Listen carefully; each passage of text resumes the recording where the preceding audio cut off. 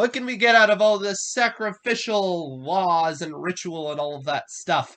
We're going to talk about that on Wake Up to the Bible. I'm Daniel Kaplan. I'm here with my father, Dr. Kaplan. We're reading through the books of the law, Genesis through Deuteronomy over the course of this year. Today we're reading Exodus 29, 1 through 18, and I'm going to be reading from the Robert Alter translation. Let's go. And this is the thing you shall do for them to consecrate them to be priests to me. Take 1 bull of the herd and 2 unblemished rams, and flatbread and flat cakes mixed with oil, and flat cake wafers brushed with oil. Fine wheat flour you shall make them, and you shall place them in 1 basket, and bring them forward in the basket with the bull and with the 2 rams.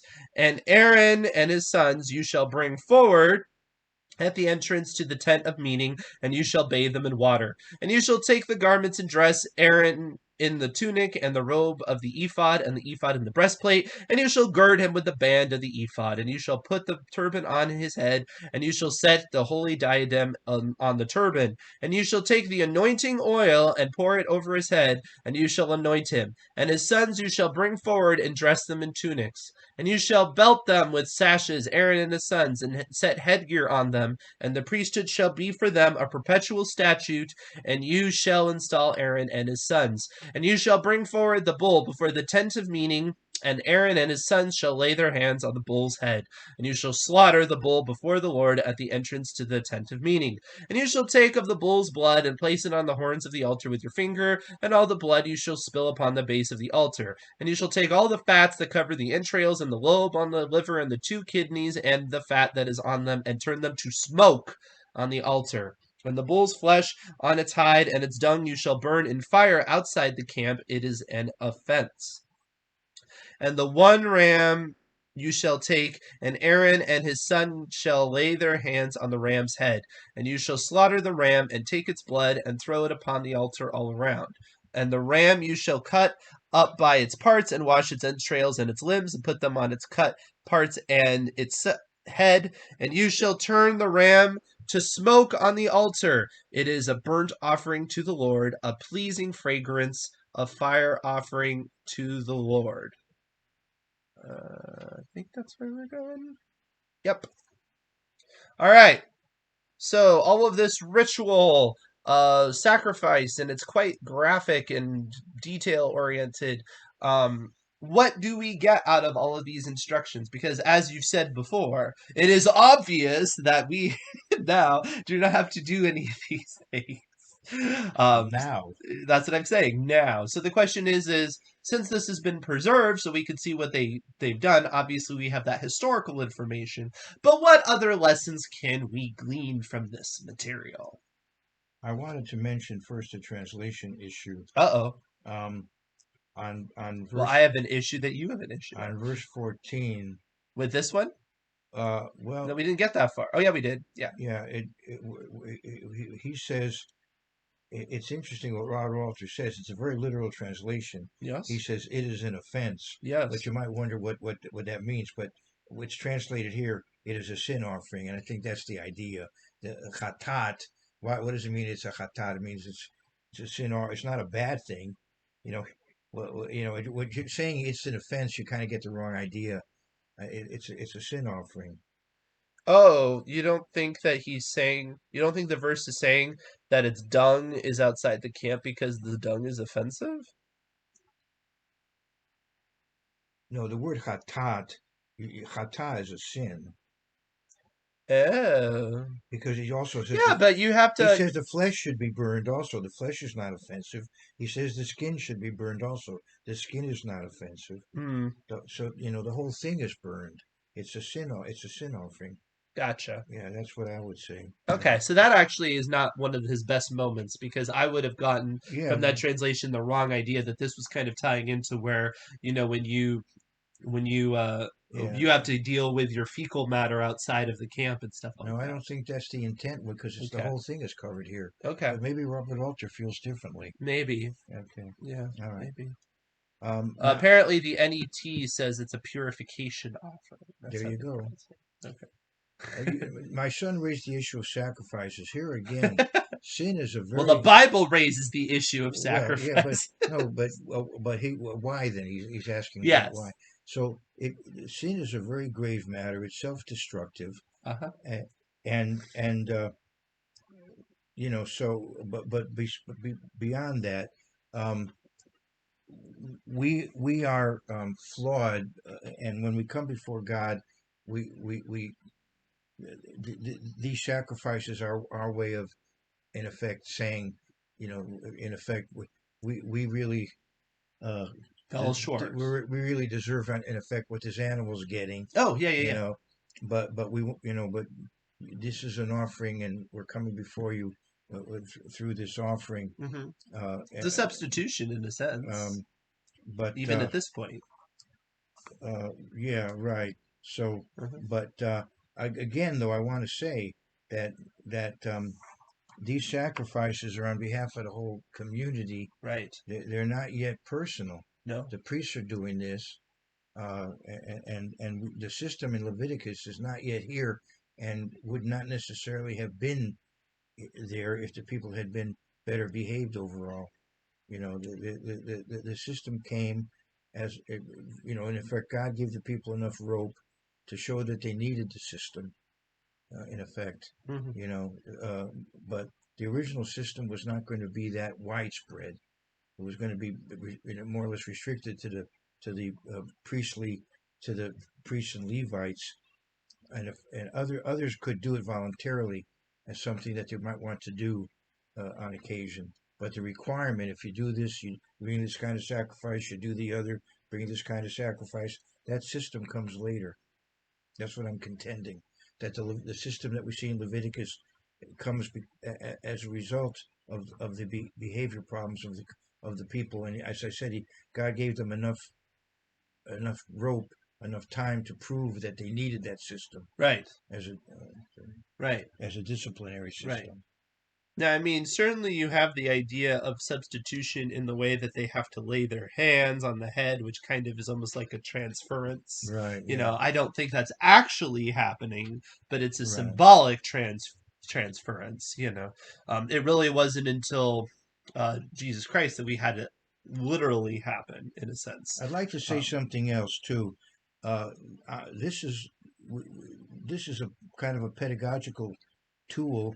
mhm. It may be that people did have an understanding in that day, that some sacrifice ultimately would be needed Right. beyond these animals. It would seem like they could put two Uh, and two together but and come to you that know, some sort of they conclusion. lost that over time. Hmm. But it may be that it was something they did That there might be understand. an ultimate sacrifice, Yeah, an ultimate perfect sacrifice or something. it may be that it's something they did understand at some point and lost. Right. It would seem like a logical question that somebody would ask. You know, is it possible that there could be the sacrifice to end all sacrifices kind of thing? It's kind of interesting. It doesn't seem like, you know what I mean? It doesn't seem like it'd take an absolute genius to ask that sort of question. The when I was kind of wrestling with where to go for the rest of my life, I studied Moshe Chaim Luzzatto. His work is still studied in the yeshiva world, and he wrote something called Derech Hashem, the way of the eternal, the way of God, and so in that work he says that a very righteous person could get maybe a pain, and maybe because that righteous person got that pain, a lot of wicked people who should get a lot worse, he suffered that pain in effect so that they wouldn't have to. Uh, some of the rabbis in Eastern Europe believe that they were dying in a way to save the Jews of of the rest of the world, who had been sinning a lot, and they were in effect dying on their behalf. So it wouldn't take much to go from there. And I'm not saying that's a valid thing. I'm not saying that a righteous person, if he gets a severe pain, that somehow that exempts somebody else, Right. But I'm saying that's something that's in Jewish theology. Yeah. And so, to me, at the time I studied it, I said to myself, well, let's carry that all the way and say, Right. let's say if somebody's perfect, say there's a perfect person Hmm. and he dies, which So Sounds like Isaiah it 53. it We see got a yeah conflict. it seemed it's It could does. it seemed it's yeah but so anyway, I found that interesting Yeah, that even in Jewish thought that idea was there. right. Now, there's a couple things going on too in terms of, I think, a certain amount of counterculture provocativeness to this from a pedagogical tool or pedagogical tool. Is that how you pronounce it? Okay. Okay, so for example, I think bulls and whatnot were thought of as being rather sacred, and whatnot, and the idea that you kill it and burn it up and it would cease to exist was something.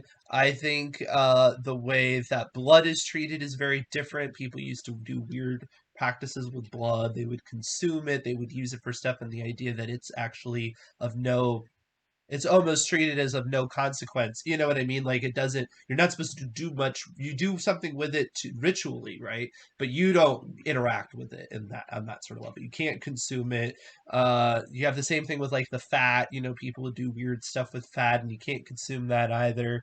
Um, so it's just and then also the idea of a lot of offerings back then, at least I believe so, and I know it's the case right now, where a lot of leaving things out for the god and letting them decompose. And this is no, this is that the stuff is stuff. It burns up and it's gone and it's smoke.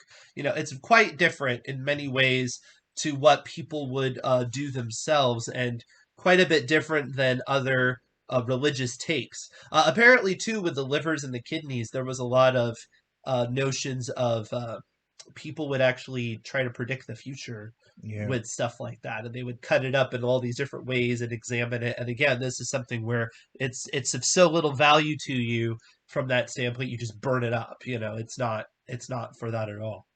So, and I'm not saying that God is putting these in as reactionary. I'm saying that people are when people do not have a solid moral base, they reach the opposite conclusion, which is what they should.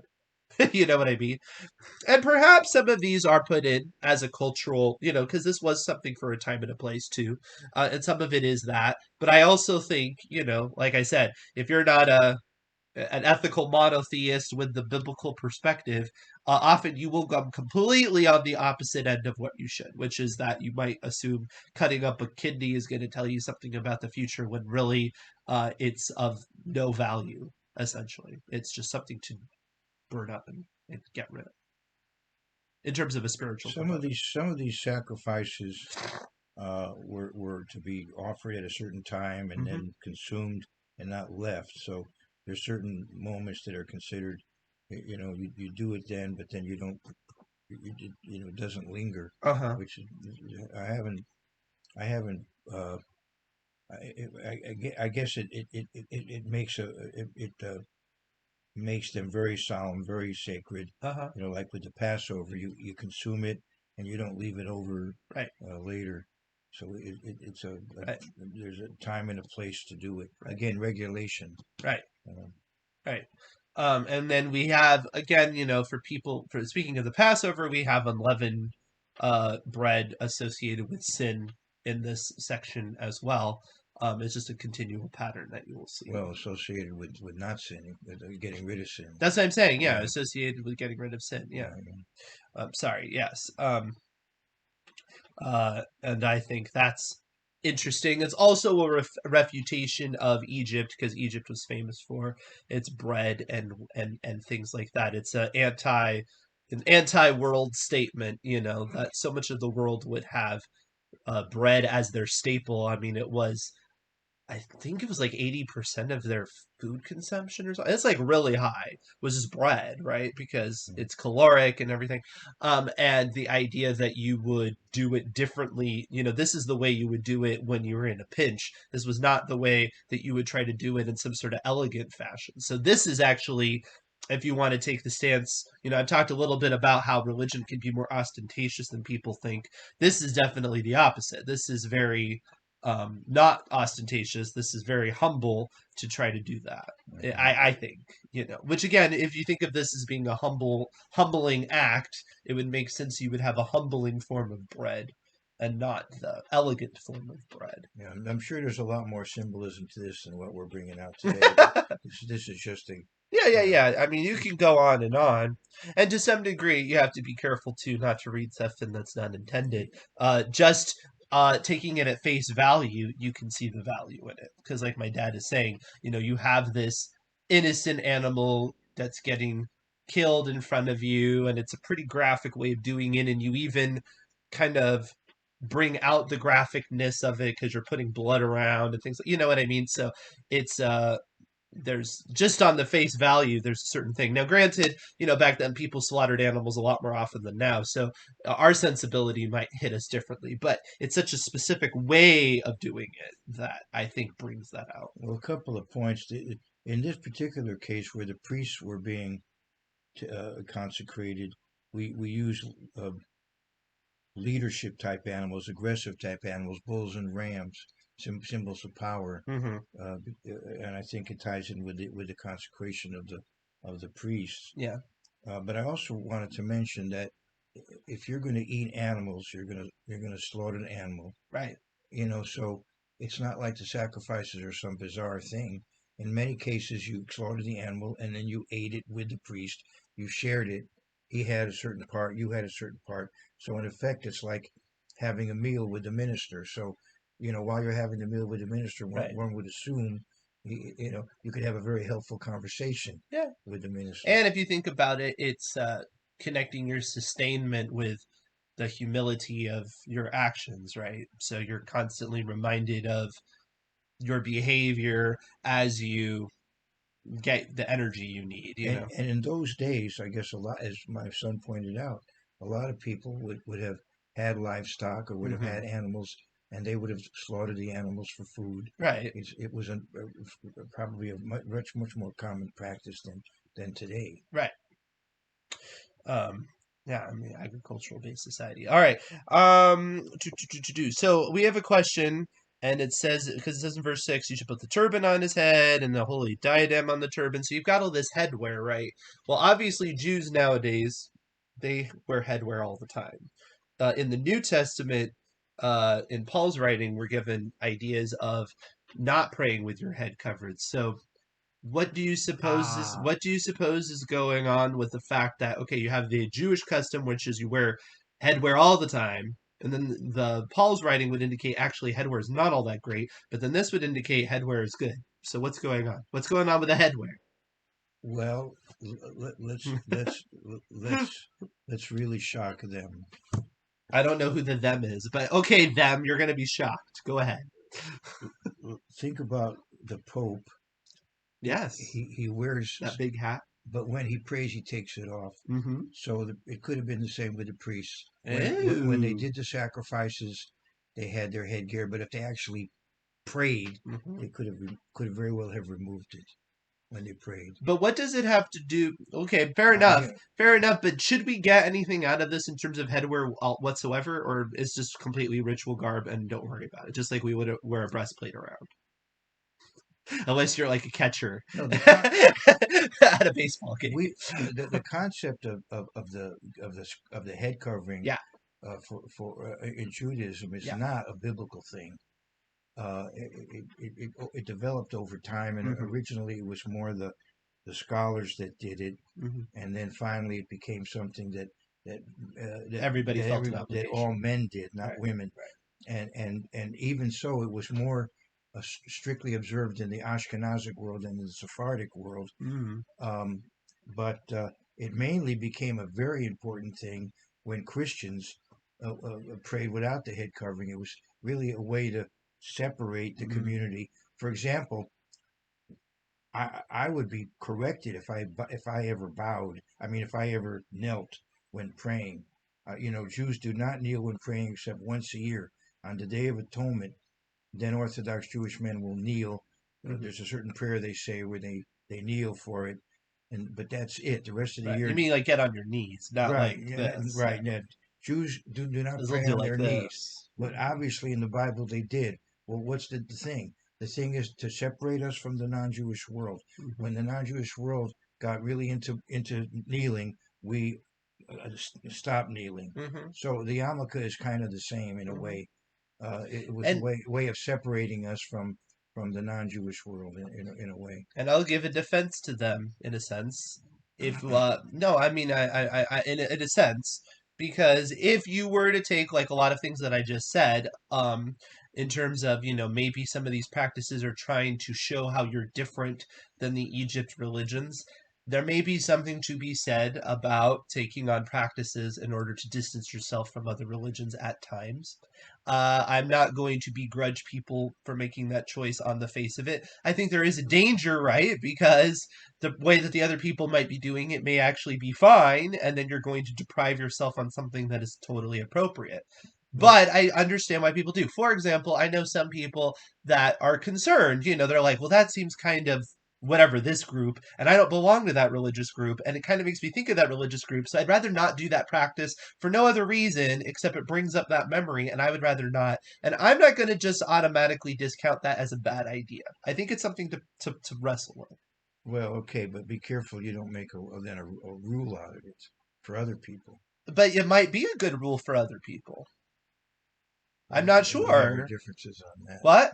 We guess we have our differences Well, on I that. mean, because it just depends. Because maybe what you're catching on is actually something of value. I don't know. Because if a bunch of people are doing it and they're people that you don't theologically agree with, the idea that there isn't a correlation between the two is not Well, it necessarily depends known. what it would be. I Right. mean, everybody sings hymns, everybody prays, Fair enough, but and let's say so it's a on. certain hymn, right? And so you see Oh, a all correlation right, between the background. What if it's a certain type of prayer? all right. Okay, I I understand. can understand why somebody could be like, well, if everybody's doing it that way and we don't agree with them, maybe there's something tied together there and maybe we should be concerned. I can see that. I'm not gonna say they're right. I'm just not gonna automatically say they're wrong. But I wouldn't. But it's you have to be I careful. think it would be wrong. Well, I think it is wrong if you make prohibitions based on that. In a community, Yeah, if you say you, but communities do that all the time. well, but they have to be careful how, why, and how they But do it. that's not the same thing For as saying they example, should never for have them. example, in our community, in the church that I was in as a minister and so on, we didn't allow smoking. Period. Uh-huh. Okay, but that's I different. wouldn't have that policy. But that's different than saying you don't sing a certain hymn because other people are using it. Well, why? You Um, have somebody vetting material. I don't understand. but yeah, okay. So let's say I'd avoid that, but to make a rule like this church will never use that hymn, that's very extreme. In comparison to smoking, Yeah, smoking is way more isolationist than well, that. smoking is a very harmful habit. We're singing a hymn just In because your some corporate just because service? somebody else does it. But in your corporate I don't understand that at all. To me, asking people that if they want to be a good member of good standing, they have to give up smoking is way more of an ask than telling them we're not comfortable No, with it is. this It song. is, but I'm talking about that's what I'm saying. I'm saying context. I'm saying that I'm confused. I'm saying that just a song to me is not worth making a rule about. That's what I'm saying. Just I as see. I what think the opposite. I think because the song is not as much value that you could make a rule about it because it's not as harmful if you. I'm not as concerned if you do that. You could argue, well, why are you making such a big deal about it? Fair enough, but it doesn't bother me that much if all people right, do it. Like on the face of it, it doesn't necessarily bother me. Is my point. all right. I'm not going to be like, well, what are they? We'll It just could be that disagree. for no other reason. Like, what if there's a certain style of music you don't like? Like right now, there's certain styles of music and you associate with certain religious groups, and you're like, I just don't want to do that because I don't want to be like those people. I want to be like something else. And you just decide and you vote on it, whatever, and you decide. I don't think that's the end of the world. Why not? It's As, like a business as saying we're long not going to sell all a right, certain type of product to all distinguish right. ourselves from another As long as you're business. willing to reevaluate it later after a while and maybe decide differently. As long as you don't make it a hard and fast kind of thing. Fair enough. Yeah. Yeah. I mean, it's tough because there is a correlation between practices and beliefs. We all know, and there's a causation to that, And right? I'd like to. And so when you start to decide practices as a group, you're gonna weigh that. You're gonna weigh where it comes from. Now, you can fall into the genetic fallacy If Adolf Hitler liked peanut butter and jelly sandwiches, that doesn't mean I can't eat them. There you So you've go. got to be careful. However, I would also say if Adolf Hitler likes peanut butter and jelly sandwiches causes you to wonder if it's the best idea is not necessarily stupid. It just depends. That's a stupid correlation because why would it affect his health? But there's plenty of things that he believed that you should discount because he did not have a balanced perspective. Um, anyway, You know what I mean? I'd So like it works both ways. I'd like to make a comment now that will maybe bother some people. Okay, you bother them. As I said, the Jewish concept became more and more to cover the head if you're a man. Yes. And among ultra Orthodox Jews, Uh-huh. they actually have a covering that they don't have to have a bobby pin or Uh-huh. to hold it. It'll hold, but when they're out on the street anyway, they normally wear a hat. Yeah. But when they're praying, they wear a hat, Uh-huh. and then later on, when they're married, in most cases, and depending on the custom, but when they get older, then they have a prayer shawl, and then there are certain times when they actually wrap the prayer shawl where it's covering their Uh-huh. head as well, Right. and so they're kind of isolating themselves with the prayer shawl. Yeah. So the point is that the more devout you are, the more intense you are, the more you cover yourself. Yeah. Now, here's the point that I'm getting at. Now, the Messianic Jews, in this kind of bait and switch mentality that they have, they justify wearing a yarmulke because they say, well, it's not really a hat. But the whole point of the yarmulke was that it was a hat. I mean, in other Oh, words, you mean how they justified in no, with what Paul says I've about head I've coverings? seen it. If they believe that it's wrong, I'm not saying that's what Paul meant. But if you believe that's what Paul meant, then wearing a yarmulke at services is contradicting Paul. Right. But their argument is, well, it's not really a hat. Of course it is. Yeah, but I'm saying it's kind of like try to have your Yeah. cake and eat it too. Right. Now modern Orthodox And some of Jews, them will even use prayer shawls, which is even further. modern Right. Orthodox Jews, as I said, like to have a kind of a smaller cap, and they have to hold it on with a bobby pin or something. Right. And I noticed that Naphtali Bennett has a small kippah always, but I don't know how. I guess he keeps it on with Velcro. It's right. It's kind of on the back. How he does it, I don't Yeah. know. But I'm not condemning him. I'm just saying, that Yeah. They don't have to sleep with it on, right? no, but when you wake up, you can't go 4 cubits uncovered. Right. So as soon as you get up, you put it on. Right. Um, but what I'm saying is that I feel like what the Messianic Jews do is kind of like having their cake and eat it too. They're saying, well, a yarmulke is not a hat, but the point of the yarmulke was that it was supposed to be a hat.